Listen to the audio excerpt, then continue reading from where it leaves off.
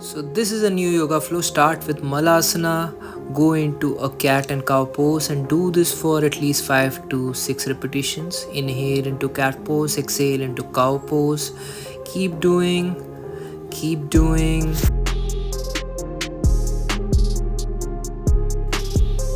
Extend your leg backwards. Go into Ashtang Namaskar followed by Cobra pose. Turn towards one side.